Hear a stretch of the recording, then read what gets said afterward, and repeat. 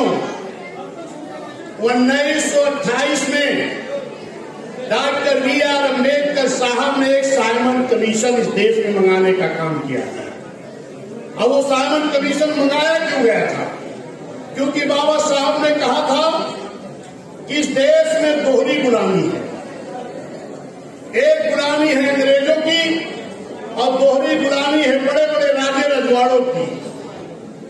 अंग्रेजों की गुलामी तो इस देश के सभी लोग करते थे, लेकिन राजे रजवाड़ों की गुलामी कौन करता था?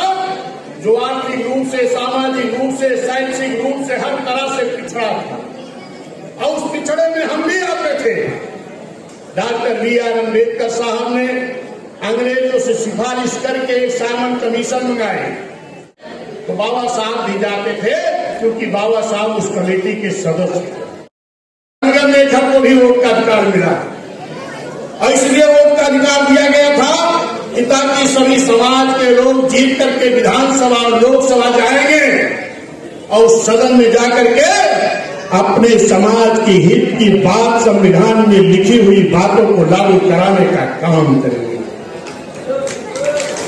इसलिए मेरे साथियों, इस देश का दुर्भाग्य है कि गड़विया बघेल समाज का व्यक्ति लगभग 1952 में वोट पड़ना शुरू हुआ और 1984 तक राजनीतिक भागीदारी हमारी जीरो थी। और इतने नहीं कह रहा हूं, गड़विया समाज के साथ साथ पूरे पिछड़े समाज की राजनीतिक भागीदारी मात्र 1.5 से 2% थी। अब इसकी आबादी 52% है। बिना 52% के बल पर किसी की भी हुकूमत नहीं चल सकती है। हे मेरे साथियों, मैं आपसे बताना चाहता हूं, हमारे तमाम हमारे नौजवान साथी कहते हैं कि शायद हमें भागीदारी इसलिए नहीं मिल पाई कि हम राजनीति में कमजोर थे। अभी हमारे जिला पंचायत साहब सुबह मिले थे, इनके नाम के आगे पदवी प्रधान लिखा है। इन्होंने कहा हम प्रधान तब तक लगाएंगे जब तक विधायक नहीं बन जाएंगे। बहुत बहुत धन्यवाद देता हूं, अपनी तमन्ना ऊंची रखो, निश्चित है पूरी होगी। मैं साथियों आपसे बताना चाहता हूं अपने नौजवानों को कि गड़विया समाज राजनीति में कमजोर नहीं था। पहली बार वोट पड़ना शुरू हुआ 1952 में, और 1952 में ही गड़विया समाज का बेटा बंशीधर धनगर पहली बार में ही विधायक जीत करके सदन में जाने का काम किया। और 57 में इसी गड़विया समाज का बेटा बंशीधर धनगर पार्लियामेंट में भी जाने का काम किया था। हे मेरे गड़विया समाज के लोग, अगर हम कमजोर होते तो मेरा भाई बंशीधर धनगर निर्दल विधायक और लोकसभा के सदन में नहीं पहुंचा। कारण क्या रहा कि जो हम पीछे रहे हैं, इस पे हमें चिंतन करने की जरूरत है। कारण ये रहा है कि जब राजनीतिक दल डेवलप हो गए तो हमारे समाज के लोगों को राजनीति से दूर रखा गया। ये मेरे साथियों, राजनीति से भी दूर रखा गया, हमें आरक्षण से भी दूर रखा गया।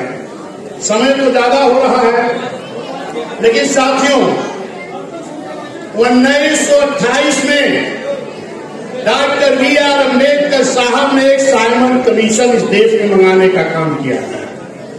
अब वो साइमन कमीशन मंगाया क्यों गया था? क्योंकि बाबा साहब ने कहा था कि इस देश में दोहरी गुलामी है। एक गुलामी है अंग्रेजों की और दोहरी गुलामी है बड़े बड़े राजे रजवाड़ों की। अंग्रेजों की गुलामी तो इस देश के सभी लोग करते थे, लेकिन राजे रजवाड़ों की गुलामी कौन करता था? जो आर्थिक रूप से, सामाजिक रूप से, शैक्षिक रूप से हर तरह से पिछड़ा था, और उस पिछड़े में हम भी आते थे। Doctor B R. अम्बेडकर साहब ने अंग्रेजों से सिफारिश करके एक साइमन कमीशन मंगाए, और जब साइमन कमीशन आया, और साइमन कमीशन मंगाया क्यों गया? साइमन कमीशन इसलिए मंगाया गया कि जो इस देश में आर्थिक रूप से, सामाजिक रूप से, शैक्षिक रूप से पिछड़े हैं, इनका सर्वे करके इनको आरक्षण दे दिया जाए ताकि पिछड़े लोग भी अगड़े की बराबरी कर सकें। लेकिन ये मेरे साथियों, जब इस देश में साइमन कमीशन आया तो जो अगड़े समाज के कुछ लोग थे जो पिछड़ों को आरक्षण नहीं देना चाहते थे, वो लोग नारा लगाते थे, Simon commission go back, Simon commission वापस जाओ। लेकिन धन्य डॉक्टर बी.आर. अम्बेडकर साहब, उन्होंने बड़ा प्रयास करके उस साइमन कमीशन को लाए और गांव-गांव सर्वे कराना शुरू किए। और जब सर्वे करने बाबा साहब जाते थे तो कमेटी के लोग जाते थे, तो बाबा साहब भी जाते थे क्योंकि बाबा साहब उस कमेटी के सदस्य थे। बाबा साहब जैसे उस गांव से निकल करके आते थे, वैसे जो आपको आरक्षण नहीं देना चाहते थे वो भी उस गांव में पहुंच जाते थे और कहते थे कि बाबा साहब आए थे क्या? कहीं हाँ आए तो थे। कहीं क्या कह के गए? कहीं बाबा साहब ने कहा कि सूची में नाम दर्ज करा देना ताकि आपको आरक्षण मिल जाए। उन लोगों ने कहा कि अगर बाबा साहब की बात को मान गए, सूची में नाम दर्ज करा दिए तो आप एससी हो जाओगे, आप एसटी हो जाओगे, आप छोटी जाति में हो जाओगे। ये मेरे साथियों, जितने लोगों ने उसको बाबा साहब की बात को माना, उनका नाम सूची में दर्ज हो गया। समतल एरिया के लोग सूची में नाम दर्ज कराए तो अनुसूचित जाति में हो गए। पहाड़ी क्षेत्रों के लोग नाम दर्ज कराए तो अनुसूचित जनजाति में हो गए। और जो नाम नहीं दर्ज कराए वो क्या रह गए? सर्वे किसका हो रहा था? जरा ध्यान दीजिए। सर्वे हो रहा था जो आर्थिक, सामाजिक, शैक्षिक, राजनीतिक हर तरह से पिछड़े थे, उनका सर्वे हो रहा था, किसी जाति का नहीं हो रहा था। और जिन लोगों ने उस सूची में नाम दर्ज कराया वो अनुसूचित जाति हो गए, अनुसूचित जनजाति हो गए। और जो बाबा साहब की बात को नहीं माने, अपने दुश्मनों की बात को माने, वो पिछड़े के पिछड़े रह गए। वही पिछड़े हम भी, वही पिछड़े हम भी हैं।